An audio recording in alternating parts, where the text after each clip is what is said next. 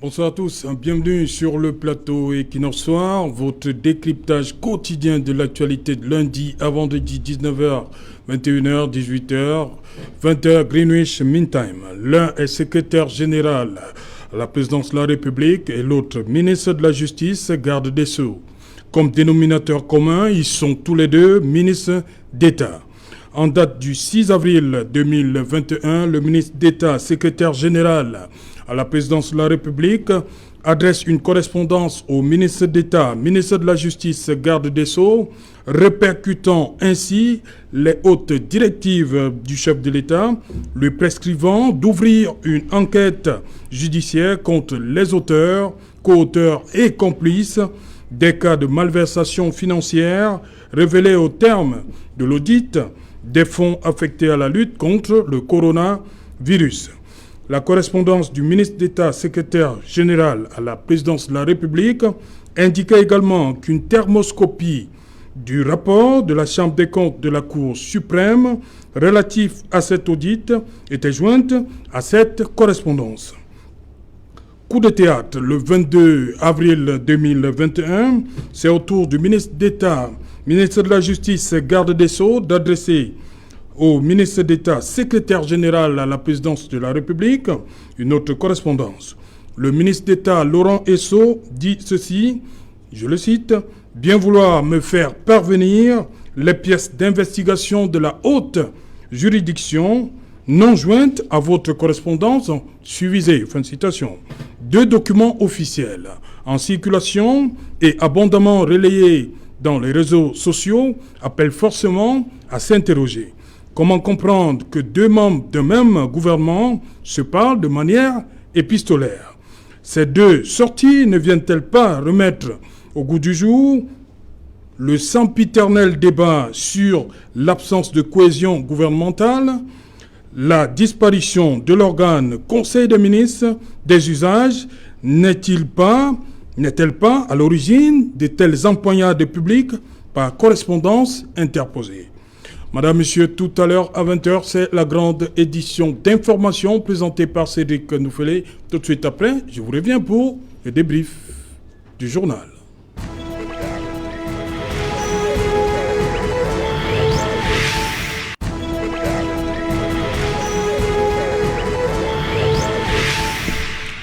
Échange épistolaire entre membres du gouvernement, signe d'un profond malaise, c'est une interrogation, vous pouvez le voir à l'antenne. Pour en parler, pour tenter de répondre à cette question, nous avons invité en plateau ce soir Charles Elisan. Bonsoir Charles. Bonsoir Serge Alain, bonsoir à vos nombreux téléspectateurs. Voilà. Merci. Charles Elisan, toujours dans la deuxième, c'est ça? Toujours. On n'a pas encore lancé les nouveaux organes de base. Je suis militant dans la deuxième, je continue à être président de section OJ, en attendant qu'il y ait le renouvellement des organes de base, que nous attendons vraiment. Également à la mairie de ville. Conseil municipal d'abord, dans la deuxième, et mes collègues conseillers municipaux ont posé leur dévolu sur moi, et 9 autres. Nous serons les 10 qui allons représenter la mairie de la deuxième au niveau de la grande mairie, qu'on appelle les conseillers de ville maire. Le nom générique, c'est conseiller, c'est grand conseiller. Okay. Il n'y a pas ça, pas petit conseiller, pas grand, mais grand parce qu'on veut distinguer celui de l'arrondissement et celui de la mairie de la ville. Okay. Bonsoir Charles Dicam. Bonsoir Serge Alain Autou, bonsoir aux nombreux téléspectateurs d'Equinox TV et bonsoir à mes copanélistes. Voilà, Charles Dicam, vous connaissez, Mouvement pour la Renaissance du Cameroun. Tout à fait. Voilà. Docteur Luisin Issomba, bonsoir. Bonsoir Serge Alain Autou, bonsoir à tous vos nombreux téléspectateurs. Permettez-moi de saluer si en gré les autres companélistes avec lesquels nous allons certainement éclairer la lanterne sur un sujet aussi important qui touche à l'exercice du pouvoir au Cameroun. Donc je salue également mes nombreux fan clubs disséminés d'ici et comme ailleurs. Ok, merci. C'est moi. À côté de vous, Maître Nguefa. Bonsoir Maître. Serge Alain, bonsoir. Bonsoir à tous les téléspectateurs. J'ai dit courage aux familles de mes deux amis qui sont décédés, mes promotionnaires de faculté, mes promotionnaires au barreau. Bissaï, il est mort, nous allons lever son corps demain. Oumarou, il est aussi mort, nous allons lever son corps la semaine prochaine. Ok. Voilà, Maître Nguefa, vous l'avez dit, première vue, qu'est-ce que ça vous inspire comme commentaire, ces échanges épistolaires, comme c'est indiqué? Prima facie, Oui. ça ne pose aucun problème. Oui. C'est un gouvernement qui se déploie. Mais lorsque vous lisez entre les lignes, vous comprenez que ces échanges épistolaires trahissent ce que le RDPC déclame toujours, la séparation de pouvoir. Ces correspondances démontrent qu'au Cameroun, il n'y a qu'un seul pouvoir, celui détenu par le président de la République. Parce que voici comment ces correspondances démontrent que la loi est violée. La Chambre des comptes, lorsqu'elle rend son rapport, la loi dit que s'il y a infraction, le rapport est transmis à monsieur le procureur général près la Cour suprême pour action. Alors, qui est le président de la République en lieu et place de monsieur le procureur général près la Cour suprême? Vous voyez que on vous dit sur haute instruction du président de la République, c'est-à-dire le président choisit qui il va poursuivre. Il se couche ainsi sur la loi qui dit entre la Chambre des comptes et le procureur général, il doit avoir une synergie pour qu'on soit dans une république exemplaire en construction. Donc voilà le maître mot. Il n'y a qu'un seul pouvoir.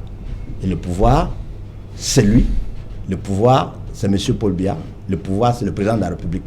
Les autres ne sont que des bras séculaires qui essayent de faire ce qu'ils peuvent faire pour l'aider à envoyer en prison qui il veut, quand il veut et comme il veut.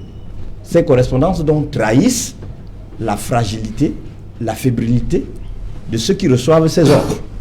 Vous voyez, le ministre de la Justice a peur de s'aventurer et de dire au procureur général, la loi dit que c'est toi qui dois me transmettre. Quand bien même il est le ministre de la Justice, il ne peut pas lui dire.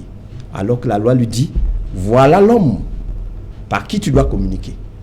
Il ne dit rien, il ne demande rien au procureur général, mais il retourne voir le secrétaire général pour lui dire, est-ce que le grand Manitou, il sera d'accord que le rapport là soit épluché? S'il est d'accord, toi-même récupère et tu me remets, au lieu de prendre chez le procureur général pour que tout soit dit.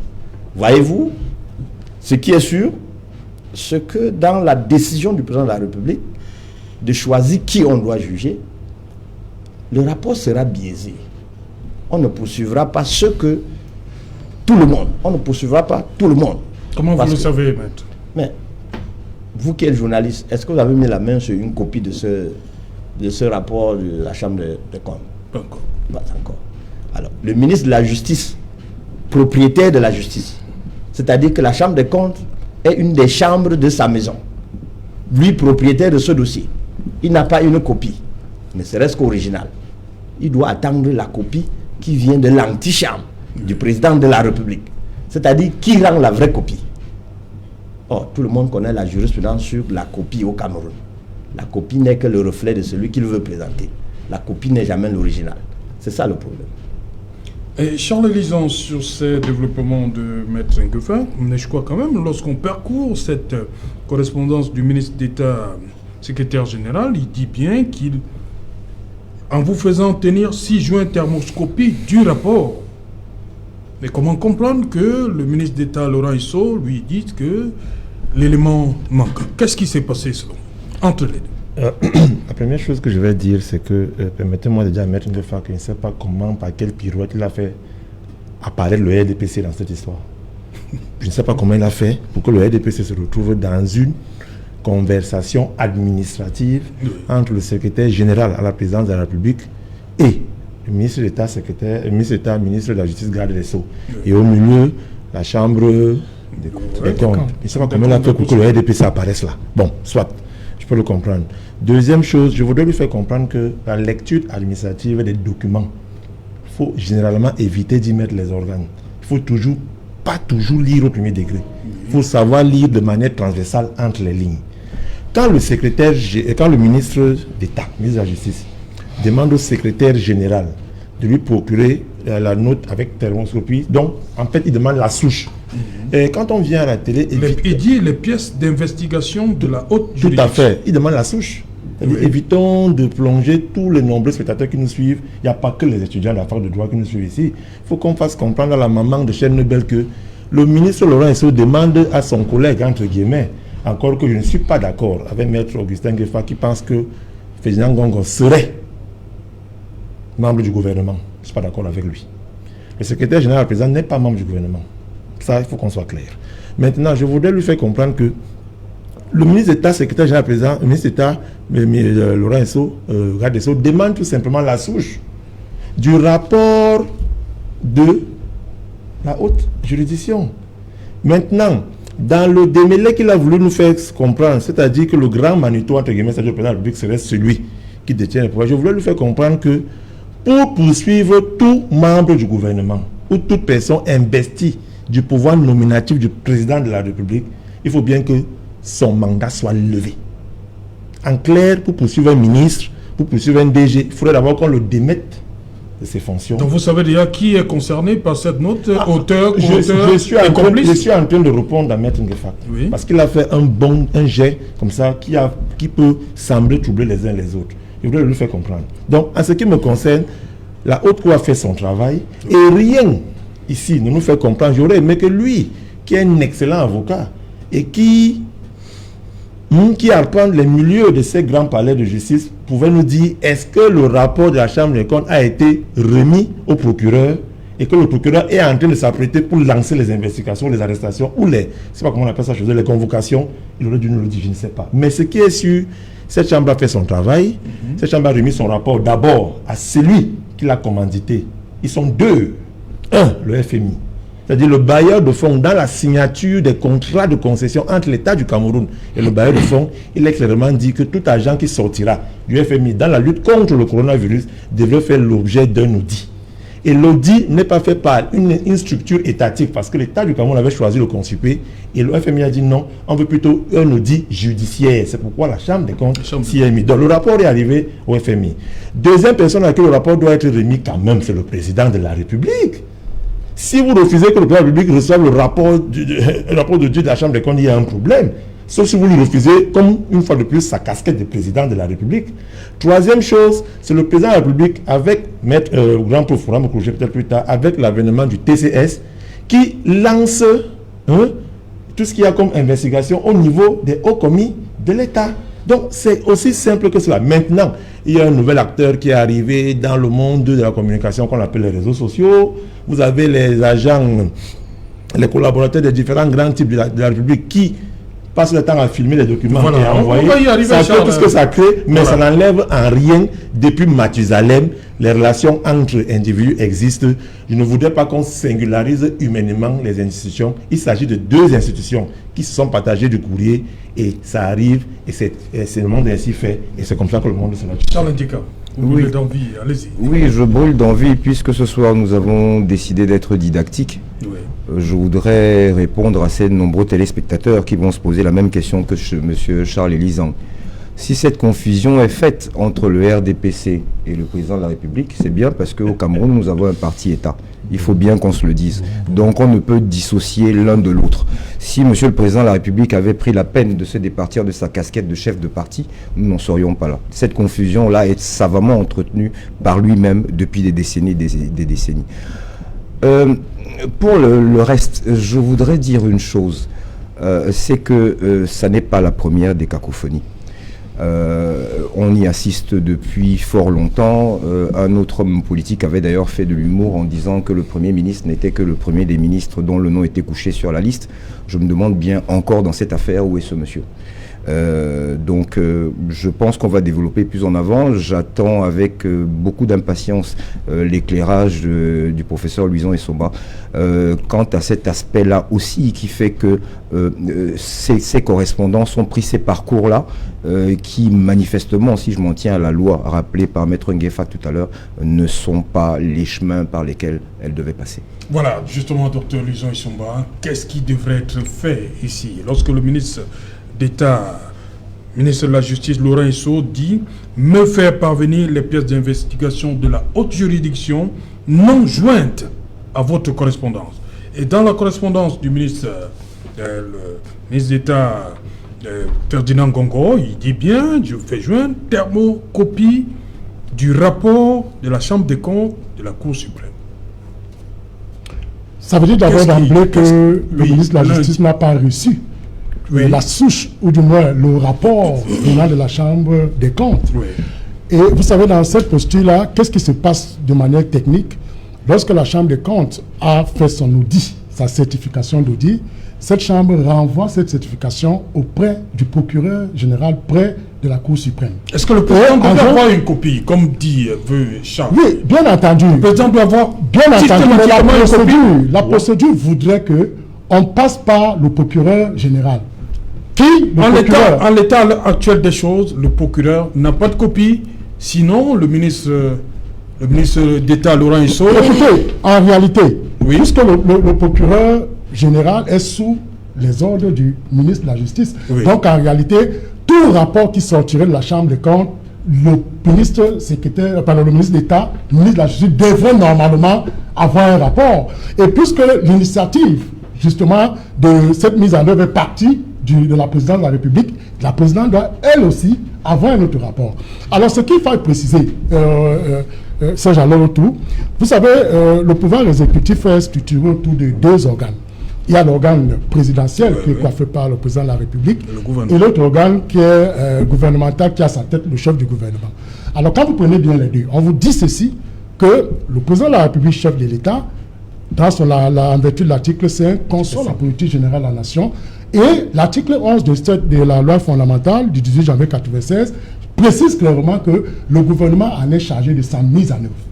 Alors, quand vous prenez donc les dispositions, vous vous rendez compte que par rapport à l'affaire qui naît, et ça, j'en profite pour faire une précision exacte, le ministre secrétaire général de la présidence de la République est un membre du gouvernement. Oui. À la seule différence qu'il travaille auprès du président de la République. Ça, c'est une position fondamentale. Et c'est la raison pour laquelle les gens ont toujours estimé que le ministre secrétaire général ne fait pas partie. Non, il fait partie du gouvernement. Ce n'est pas un rouage. Bien entendu, ce n'est pas un rouage constitutionnel, mais c'est un rouage administratif. Et quand on parle, vous prenez l'article 10, alinéa 1, et surtout 10, alinéa 2, vous vous rendez compte que les ministres délégués, les ministres d'État, les ministres font partie du gouvernement. Et le secrétaire général de la présidence de la République, c'est une précision d'État, est un membre du gouvernement, mais à la différence qu'il travaille à côté du président de la République. Alors, cela étant dit, Sao, ce que je voudrais indiquer tout à l'heure, c'est quoi? C'est que quand vous regardez le fonctionnement de notre gouvernement, qui est en réalité structuré autour de deux principes fondamentaux, le principe de solidarité et le principe de collégialité. Cela veut dire que cela emporte dans les deux principes, apporte donc la cohésion gouvernementale. Et dès lors, cette cohésion gouvernementale est assurée sur le plan, j'allais dire, horizontal, par le Premier ministre chef du gouvernement, et sur le plan vertical, par le secrétaire général, disons, de la présidence de la République, ministre secrétaire général de la présidence de la République. Alors, quand un tel problème naît, ça veut dire tout simplement que le ministre de la Justice, parce que je dois faire un autre rappel, notre gouvernement, en fait, est divisé en deux. Il y a les ministères qui dépendent de l'autorité directe du président de la République et d'autres ministères qui relèvent de l'autorité primo-ministérielle. Et parmi, justement, les ministères qui relèvent de l'autorité primo-ministérielle, il y a le ministère de la Justice. Ça veut donc dire que dans le cas d'espèce, pour une correspondance qui parle de la Chambre des comptes, normalement, la voie idéale serait que le ministre de la Justice, avant même qu'on envoie à la présidence, même si c'est elle qui a initié, le ministre de la Justice devrait avoir copie du rapport fait par la Chambre des comptes. Alors, si c'est le ministre de la Justice qui vient maintenant solliciter la demande de la souche du rapport de la Chambre des comptes sur le plan formel, sur le plan procédural, il y a un véritable problème qui met en œuvre la question que vous avez soulevée au fond. C'est d'un profond malaise. Et le profond malaise, je vais répondre, développer sur quelques éléments développés par Charles Dicam. Vous convenez aujourd'hui que le président de la République s'est souvent comporté doublement face au gouvernement. Quand ça devient difficile, il utilise un gouvernement de sanctions pour préparer un gouvernement de mission. C'est-à-dire qu'un gouvernement de mission qui viendra en réalité non seulement faire preuve de cohésion gouvernementale, mais aussi répondre aux besoins qui minent et qui dérangent les populations. Alors, dans le cas de l'espèce, on se rend bien compte que si il y a cette telle cacophonie qui part déjà du Premier ministre, vous avez vu, On a eu ici un Premier ministre qui a dit que toutes les questions seront abordées sans tabou. Mais un autre ministre est venu lui rappeler que non, toutes les questions ne seront pas abordées. Celle qui touche la forme de l'État n'y sera pas. On a vu un Premier ministre qui a indiqué que, en réalité, la vaccination sera volontaire. Mais un autre ministre est venu lui dire non, cette vaccination sera obligatoire. Donc cette cacophonie gouvernementale ne rassure pas les Camerounais. Et comme je l'ai toujours dit, je l'ai dit la dernière fois ici, que si en réalité on ne peut pas changer les hommes par les hommes, les événements, il faut pouvoir compter sur les événements et le temps pour le faire. Et même aussi, ça rejoint la belle citation de Mikhail Gorbatchev que vous avez non, à la fin, vous allez nous sortir ça. Pour la fin, oui, d'abord, Maître Gueffard. Oui, Serge Alain, à mon ami Charles Elizan, oui. Bon retour. Je sais qu'il souffre du fil de l'histoire qu'il a perdu depuis qu'il boycottait cette chaîne. Pour l'histoire et pour nous remémorer, souvenez-vous que vous avez organisé une émission ici où nous avons épluché les institutions qui ont manipulé l'argent du Covid. On en avait au moins 25. Ce souvenir fait, il faut que nous retenions que la Chambre des comptes n'est pas un service ni de la présidence de la République, encore moins au ministère de la Justice.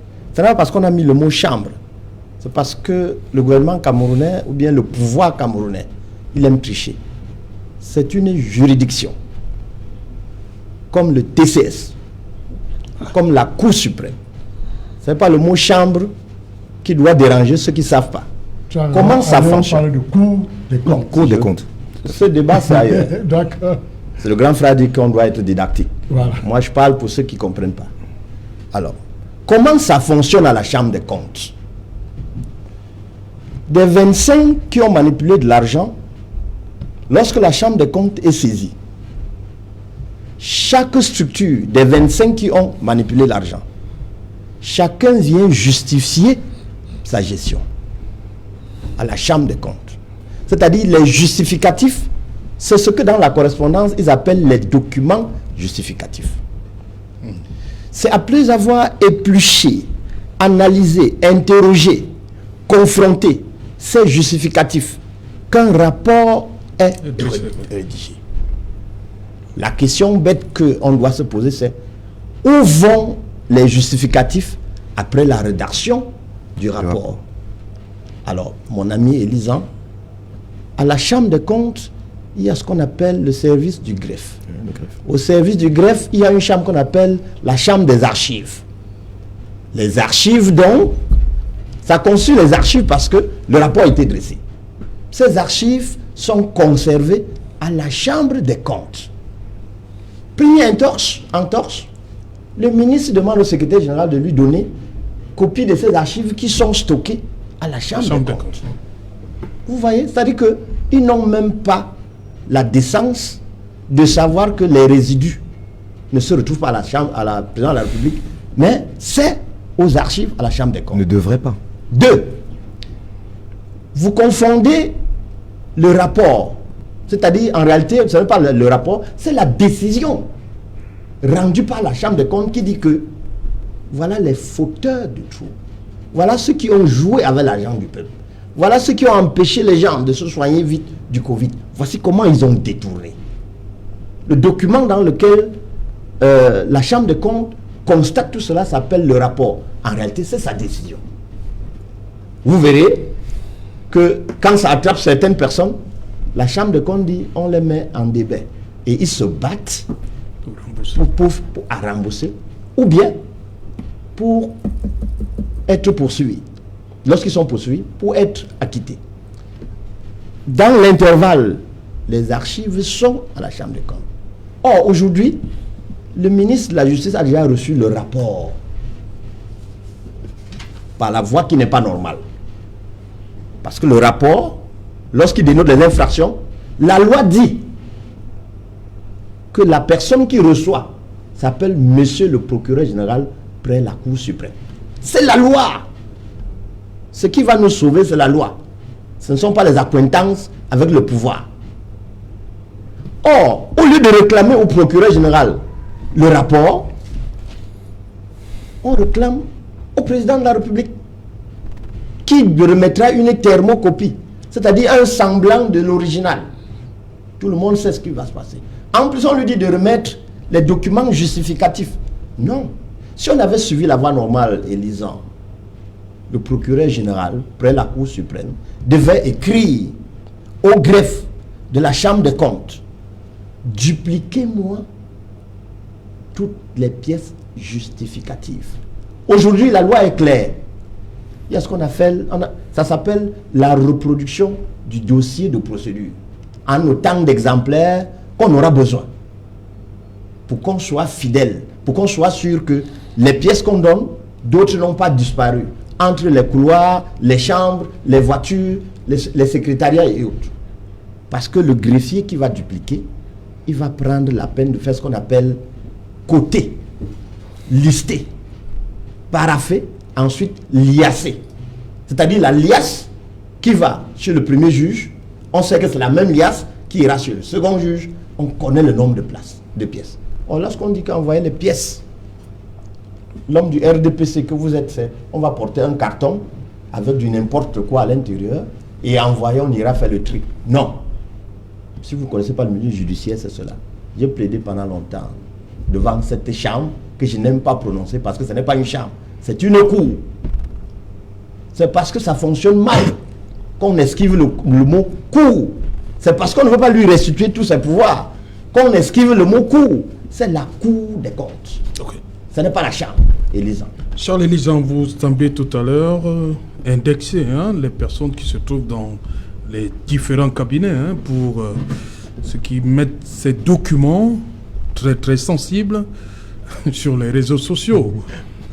Mais est-ce que ça ne répond pas à la question principale ce soir? Est-ce qu'il n'y a pas, ça ne traduit pas un profond malaise dans le gouvernement? Cet échange épistolaire entre ces deux membres du gouvernement. Je vous répondrai en 3 secondes.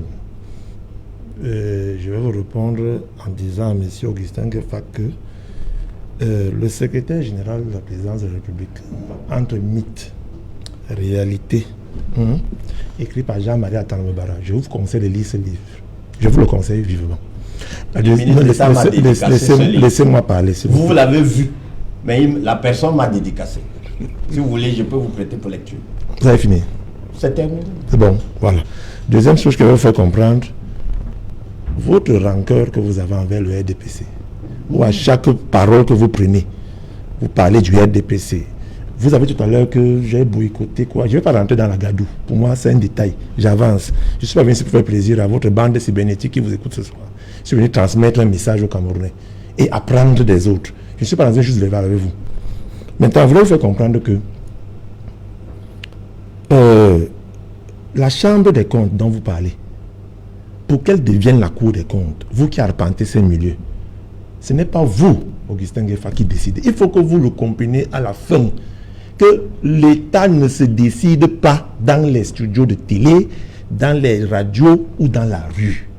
Il y a des mécanismes pour mettre en place une institution, ou alors les mêmes mécanismes ont prévu des mécanismes, permettez-moi le pléonasme, pour changer ces chambres. C'est tout.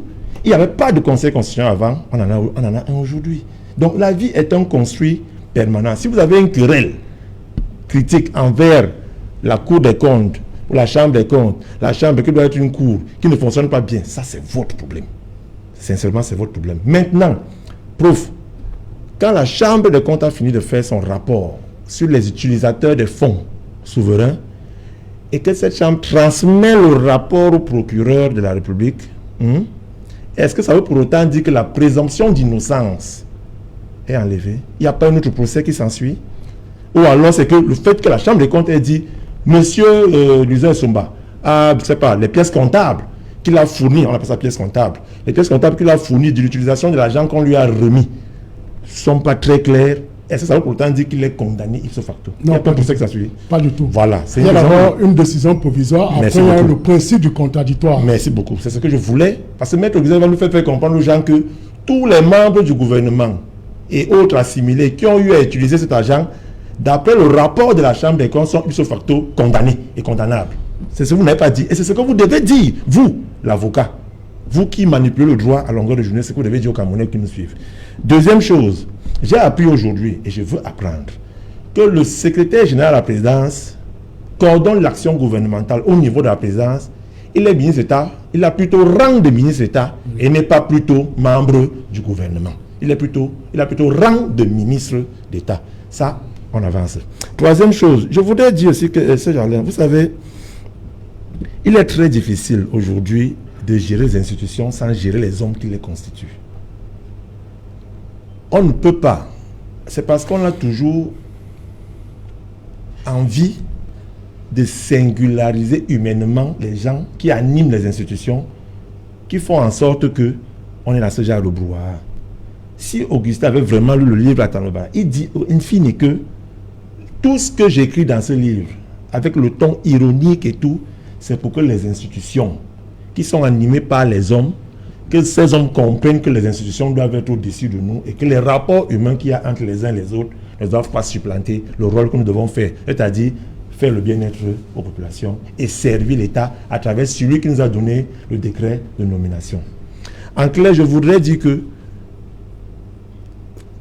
M. Laurent Esso, qui demande la souche à Ferdinand Ngongo, a déjà cette souche. Lui, en tant que ministre de la Justice, il l'a déjà. Parce qu'une autre question, prof, le procureur appartient au pouvoir exécutif, au pouvoir judiciaire. Non, mais c'est le pouvoir judiciaire. Le procureur. Oui. Oui, allez-y, continuez, Charles. Ok. Pouvoir judiciaire. Merci. Vous dites que le ministre d'État a déjà une copie. Sauf que j'ai l'impression, et là c'est ma lecture, que le ministre Laurent Esso, qui a été par ailleurs secrétaire général à la présidence, a voulu passer un message subliminal à M. Ngongo en lui disant que quand vous m'envoyez un document pareil, de vous fournir ceci et cela, mettez tous les documents qui doivent accompagner la note. Pour la bonne administration de la justice. Tout à fait, même si je l'ai déjà. Je ne l'ai pas eu par vous. C'est pas ça que se comprend. C'est-à-dire, il lui fait comprendre que monsieur le secrétaire général de la présidence, je vais m'y mettre, mais donnez-moi tous les éléments et le rapport. C'est aussi notre manière formelle de savoir si la Chambre des comptes a envoyé le rapport à la présidence et non au procureur auprès de cette cour.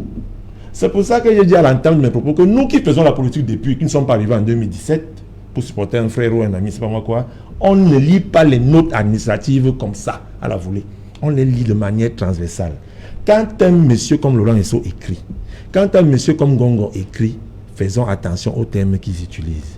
Et à la fin, pour répondre à votre question, Serge Alorto, tout le monde sait, même mon fils de 10 ans qui est à la maison sait, qu'à tout moment, il peut avoir basculement du pouvoir. Ça veut dire que tous ceux qui sont aujourd'hui à la charge et dans notre parti, nous qui avons la charge de diriger de manière un peu supra le pouvoir, au niveau législatif, au niveau municipal et tout, il y a des clans qui sont formés. Il faut le dire. Et maintenant, vous avez chacun... c'est nouveau, là. Non, c'est pas nouveau. C'est nouveau. Venant de vous. Non, venant de vous, Charles. C'est nouveau. Voilà. Est-ce que je ne suis pas un être humain qui pense que j'ai été président de sous-section, le renouvellement arrive, je suis président de section. Il y en a qui veulent être président de section. Il y en a qui veulent me remplacer là-dessus-là. Qui prient même qu'on lance le renouvellement pour que Zang dégage. Il y en a qui veulent que Malapa dégage, qui veulent que Jean Couette dégage. Il y en a qui veulent que Paul Biya dégage. Et oui. Et ils sont dans le parti et chacun use de ses moyens qu'il estime être à sa portée pour envoyer à la Belgique populaire tout ce qu'il y a comme document administratif.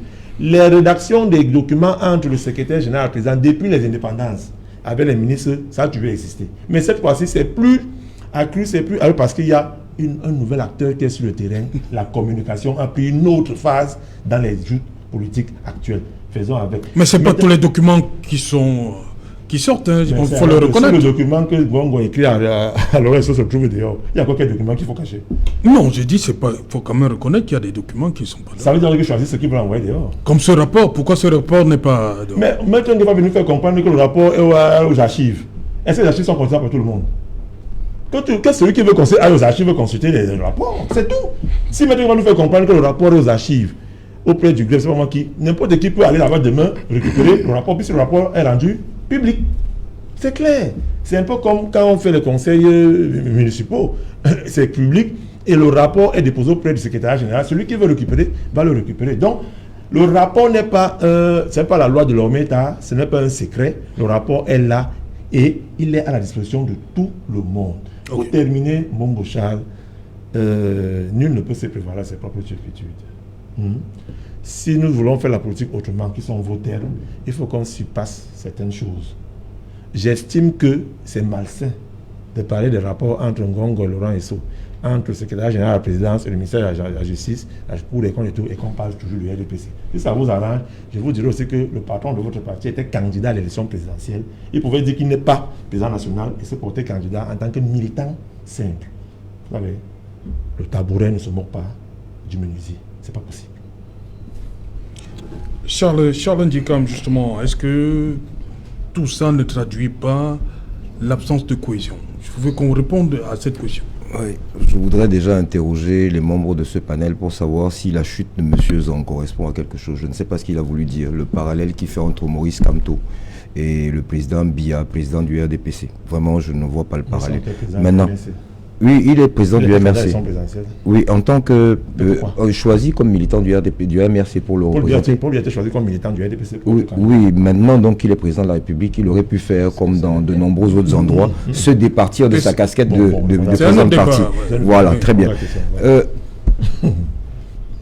Au regard de ce qui se passe là, il y a un problème dans le écoutez, gouvernement. puisque Maurice Kamto a été évoqué, je voudrais rappeler qu'il a eu à faire une sortie il y a quelque temps déjà à ce sujet, demandant à une certaine cour de constater la vacance du pouvoir. Certains l'ont pris à ce moment-là comme une blague, mais je veux dire, les exemples se multiplient à raison pour en arriver à cette conclusion que on se demande qui tient le gouvernail, si jamais il y a gouvernail et par qui il est tenu.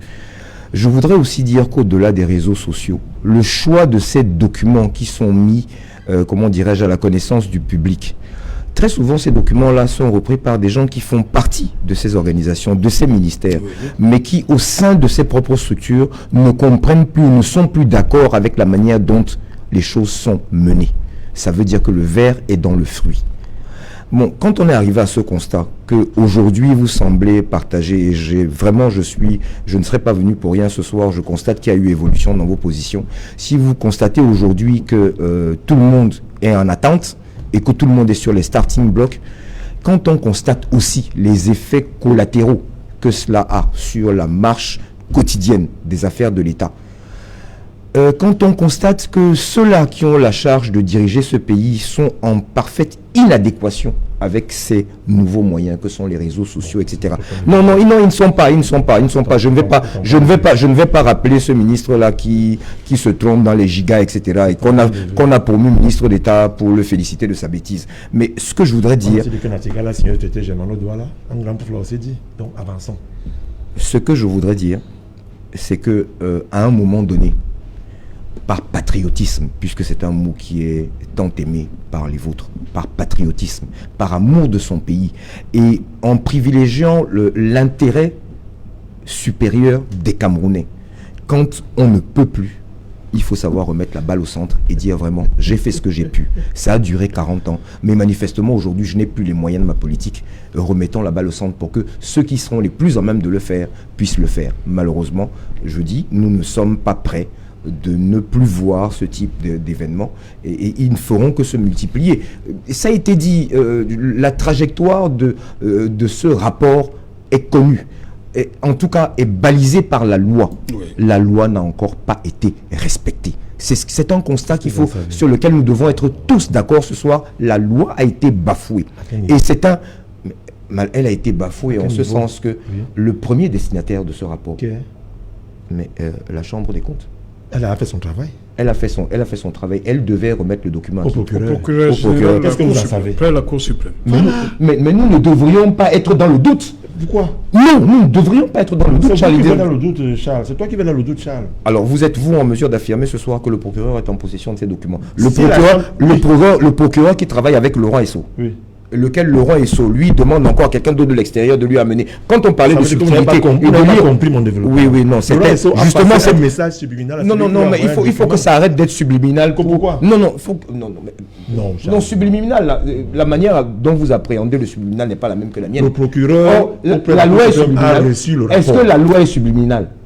Non, elle ne l'est pas. Elle est précise. Elle est précise et concise. La loi... Non.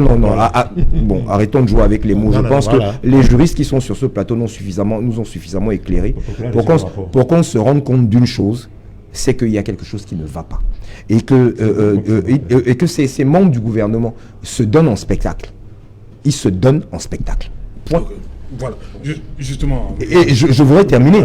Le premier des ministres se tient bien à l'écart. Voilà, justement, d'abord, Dr Louison Essamba, comme il a dit, ce spectacle-là, est-ce qu'on ne pouvait pas arranger ça au niveau de cet organe qui manque tant, c'est-à-dire le Conseil des ministres? À quoi sert-il finalement le Conseil? Bien entendu. Le dernier s'est tenu le 16 janvier 2019. C'est-à-dire après le gouvernement Diangouté. En vertu des dispositions de la loi, le Conseil des ministres doit se tenir une fois chaque année. C'est-à-dire qu'une fois l'an. Oui. Pour justement coordonner toutes les activités possibles du gouvernement. Et au Cameroun, une fois par an. Oui. La loi. C'est-à-dire que c'est ce que dispose la loi. Oui. Au moins une fois l'an. Alors, la question que vous posez, Serge Alolto, échange épistolaire entre membres du gouvernement. Je voudrais revenir sur le chef de ce gouvernement. Parce qu'en réalité, toutes ces cacophonies partent de là. Tout simplement parce que les dispositions constitutionnelles, à mon sens, ne sont pas respectées. Je convoque ici l'article 10 alinéa 1 qui est clair. Le président de la République nomme les membres du gouvernement sur proposition du Premier ministre. Alors, on se rend compte sur le terrain de la pratique, c'est un nombre de réalités, une réalité qui transparaît. C'est que, à peine on venait de nommer le Premier ministre, que tout de suite, plus tard, on laisse juste une bouffée d'oxygène aux journalistes de boire un peu d'eau et de revenir lire les autres membres du gouvernement. Je crois que sur le plan psychologique, il y a quelque chose qui ne va pas. Faisons un peu comme au Bénin et même en France, on a vu avec Jean Castex et Castex bien entendu. Prenons 2 ou 3 jours. Faisons semblant de consulter. Ce que je voudrais dire, ce que je voudrais dire est clair. Vous allez comprendre d'où partent les problèmes. Alors, ça part de quoi? Du fait que, psychologiquement, les ministres se rendent compte que le Premier ministre ne participe à rien à leur nomination. Et par là, ils peuvent donc avoir des attitudes irrévérencieuses vis-à-vis du Premier ministre qui, en réalité, se trouve donc, comme l'autre disait, le premier des ministres, ou si vous voulez, le premier d'entre ses pairs. Or, le Premier ministre, en réalité, je l'ai indiqué tout à l'heure, c'est à dessein, en précisant que le ministère de la Justice est un ministère rattaché sous l'autorité du Premier ministre et non du président de la République. C'est pourquoi tout à l'heure, je réponds à la question de Diana pour dire que non, c'est un ministère qui n'est pas rattaché à l'exécutif, mais qui est rattaché au pouvoir judiciaire. Le procureur dépend de quel pouvoir? Le procureur dépend du pouvoir judiciaire. Permettez. Il n'exécute pas la loi. Docteur, il n'exécute pas la loi. On va y revenir, c'est promis. Parce qu'il est là, Cédric Nouffelé. Bonsoir Cédric. Au menu ce soir. Bonsoir Serge Alain, bonsoir aux invités. Ce soir, nous vous présentons une enquête inédite sur le monnayage des tests Covid et la corruption observée autour. Vous le savez, officiellement, les tests Covid sont gratuits, mais des Camerounais qui désirent se rendre à l'étranger peuvent débourser jusqu'à 100 000 francs CFA pour obtenir ce test sans l'avoir véritablement effectué. Enquête exclusive à suivre dans le journal de 20h. Nous parlerons également ce soir d'un conflit observé dans l'arrondissement de Loum.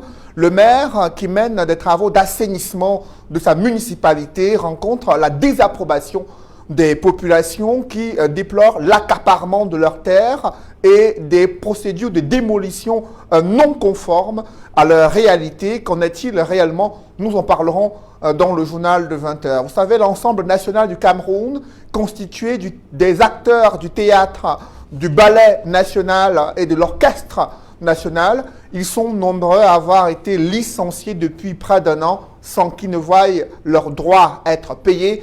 Ils ont décidé de manifester leur colère devant le ministère de la Culture. Quelles sont les causes de cette restructuration et mise à l'écart de nombreux Camerounais qui faisaient la fierté de l'ensemble national? Nous en parlerons dans quelques instants. C'est Jala. Voilà, madame, monsieur, dans un instant, dont le 20h de Cédric Noufélé. Mais avant cela, une page de publicité. Lucie adore le soleil. Pour elle, il n'y a pas de vie sans musique. Ibrahim est un ambitieux.